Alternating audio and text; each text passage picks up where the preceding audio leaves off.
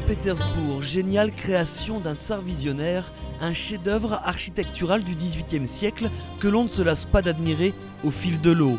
Dans l'atmosphère de la seconde ville de Russie flotte encore le faste des tsars et l'empreinte des Lumières.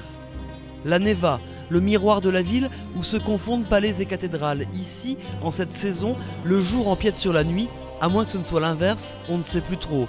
Toujours est-il que durant la période des nuits blanches, le soleil semble ne jamais vouloir se cacher. Seulement 2 heures de pénombre, un mariage de raison entre les deux astres, un phénomène qui rend la ville véritablement féerique.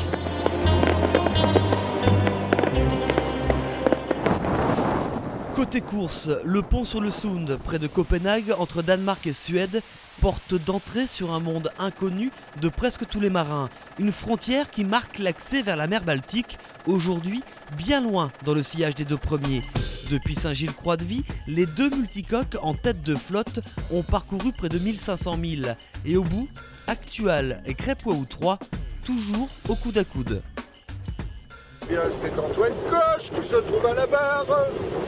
Ces messieurs sont restés pendant une demi-heure avec peu de vent. Et ils ont vu qui derrière? Le bateau vert, un peu de rouge et blanc.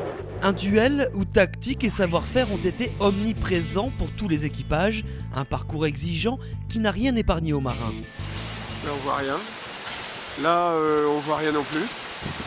Il a toujours rien. Il n'y a toujours rien non plus. Rien derrière non plus. Tout va bien.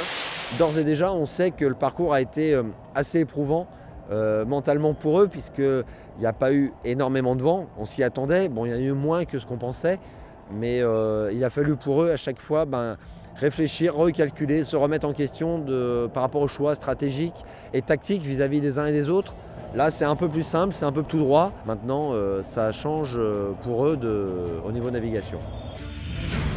L'ETA, moment estimé d'arrivée, prévu pour ce lundi matin. Et après 7 jours de mer plutôt calme, le vent devrait être en fin de la partie pour l'arrivée dans la ville des Tsars.